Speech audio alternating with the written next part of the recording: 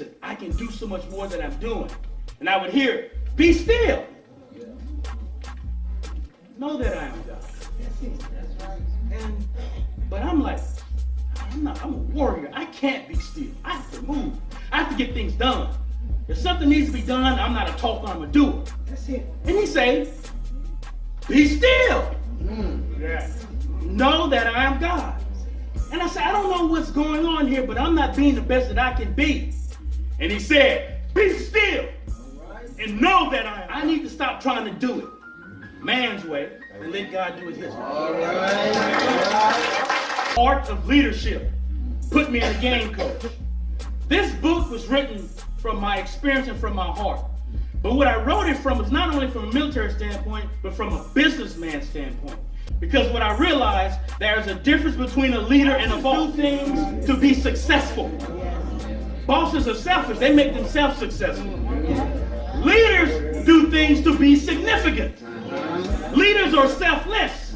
I will make my people successful, therefore I am significant and we all win. But being that I've worked in corporate America and Fortune 500 companies, been a vice president for 18 years in hospitality with leaders, and I've worked with bosses.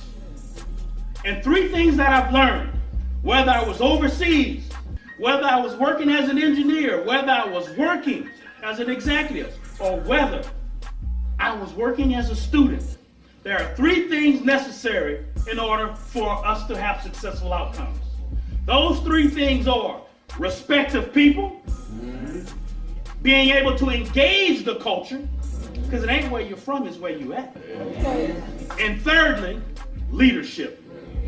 I wrote this book for every talented individual that was denied the opportunity to shine.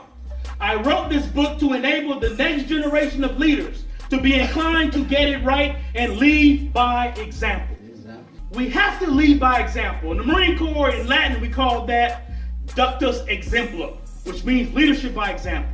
When I went to school in Quantico, they taught us that. If you're going to lead people, you have to set the example. Don't do as I say and not as I do. All right. When you have that, you have bosses. Yeah. A boss will do anything to protect his interests and everything to keep you down. A leader would do everything to lift you up, even if it causes them to step down a notch. So in this book, I wrote it in a manner so that our children, as well as adults and as well as executives, can get an understanding of what are the qualities to be successful in leadership. The 6 leadership principles that I discussed is called the acronym LEADER. Say leader. Leader. You see, the L stands for listen and learn. So that's the first thing about a leader. You have to listen and learn. The leadership rule is very simple. The leadership rule says shut up and listen. You might learn something. The E in leader stands for energize. Say energize. Yeah. You say, if you want to unite the word with the world, you have to make it worthwhile for them to come and receive. Right. But you have to create energy. The A in leader stands for action. What does the A stand for? Action. You see, the people say this. Sometimes you got to put up or shut up. Do something. Don't tell me how good things are, what they can be. You have to show me. Yeah. So the D in leader stands for developer. What does the D stand for? Yeah. See, you have to develop self and others. The leadership rule says this: learn something and teach it to others. The second E in leader stands for empowerment. What does the second E stand for? You see, empowerment, that means give somebody else the opportunity to shine. When you have a position of authority, if you want to uplift people, then mentor them and teach them how to do what you do. And the R stands for recognition. What does the R stand for? Recognition. Recognition. You have to recognize successes and failures in life as a leader. The leadership rule is very simple. It says this: you praise in public, but you discipline in private. If you're in charge of a group of people, you should never chastise them in front of other people. Because when you embarrass one person, you embarrass everybody. But when you praise people, you should praise them in public.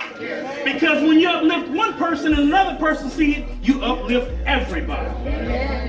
Those are the 6 leadership principles that I found most important And I wrote this book to really simplify it because there are 3 things that I am most proud of.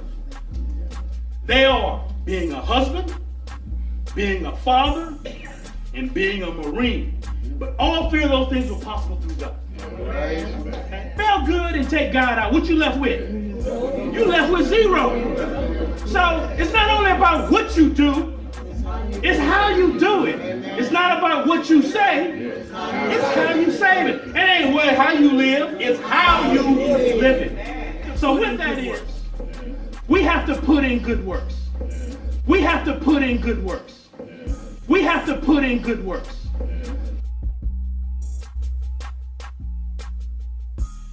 Family, amen, ought to have a voice. Yes.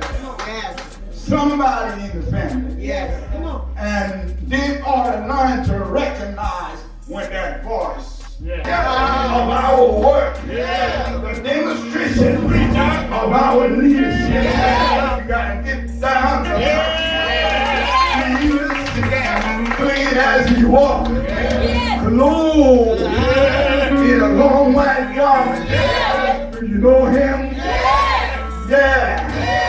He didn't mind to stoop down to the ground because of the weakness of his people.